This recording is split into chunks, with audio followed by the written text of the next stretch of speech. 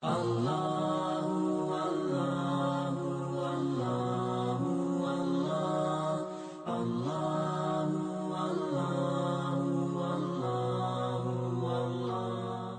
name is Saran Soon, and I'm 30 years old. I was born in Thailand, but I'm originally from Cambodia.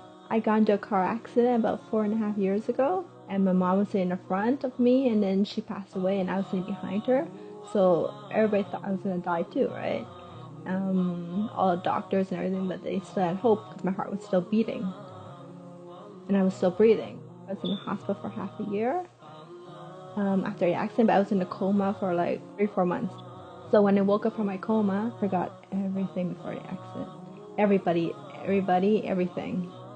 I just had a feeling that I was not like my family because they're Buddhists. So, and my Muslim friends, they came to visit me when I was in the hospital. And then sometimes like that brings back some memories and everything like that, like how I used to go out with them and everything like that. So we used to do stuff together, and um, I just felt it in my body that Islam changed my life, and it did. ذلك الكتاب لا ريب فيه هدى للمتقين. What attracted me to Islam was the Quran, of course, and the story about the Prophet Muhammad sallallahu alaihi wasallam. He just reading the stories and everything about him is just like really got to me, and just like I felt it in my body. I just knew, I just can't deny it. And after the accident, I read it again, and it just clicked, and it's like I have to be Muslim. If I'm not, if I deny this, then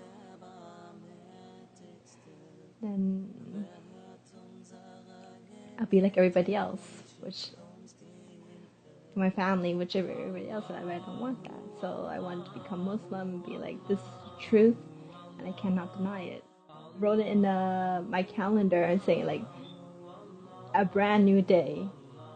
And that day was like I reverted to Islam, and I'm so happy about that. Like I saw it, like okay, it made sense to me. Like everybody told me stories and everything like that, and it just makes sense to me when I saw it.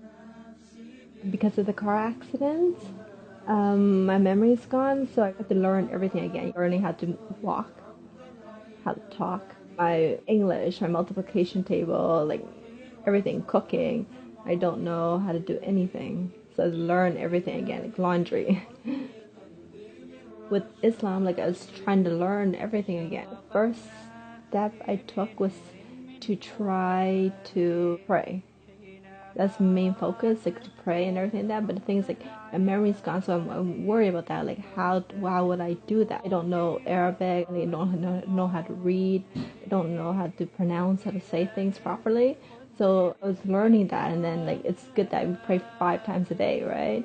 So my memory will come back. I know, like I have like papers around me, but like words and what to say when you pray.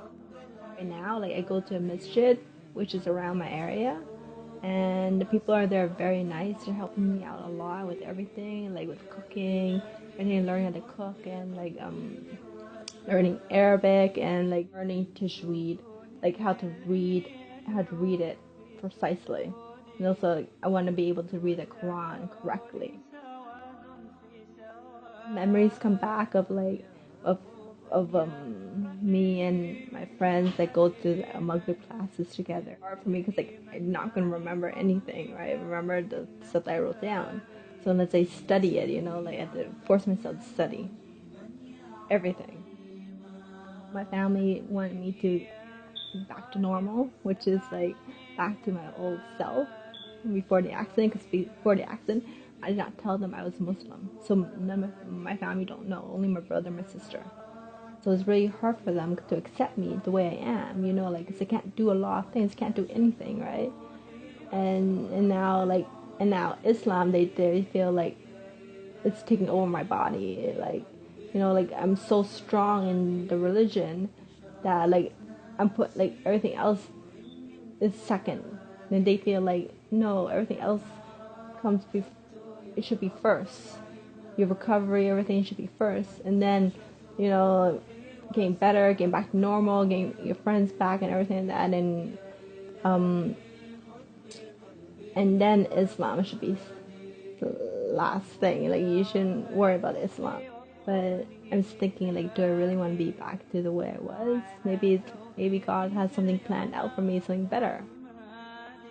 Right now, like, they want to start their own life. Like, it's been like 4.5 years now, so like for a couple of years, like, they had to be there for me and everything. That had to give me moral support, mental support, everything, emotional support. But now, like, they want to start their own life. My brother, my sister, my dad, like, they deserve to start their own life, and I deserve to start my own life.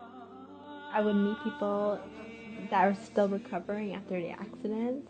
They had worse accident than me, less accidents, and like, it depends. And they're still, like, they get depressed and they don't know what to do. Like, they feel like nobody's there for them and everything like that. Which is true. Like, I felt that too. Nobody's there for me, anything like that. But like, I have God, like, I have Allah. So I have a prayer. So I have Him to talk to and everything like that. So like, even though I don't sleep in the middle of the nights, it's hard for me to sleep. So like, I can just pray and just talk to Him. You know, He'll always be there. But then everybody else that I meet, like, they don't have that. So they get depressed or suicidal, and just like, it's really hard just hearing their stories. A message to the people: just have patience and just keep going. Have patience and just be happy, and just remember, you always have Allah. Everything you have Him, to always thank Him for everything, and no matter what, He's always there for you. Good ups and downs, He's always there. So always have faith, happy man, and have patience most of all.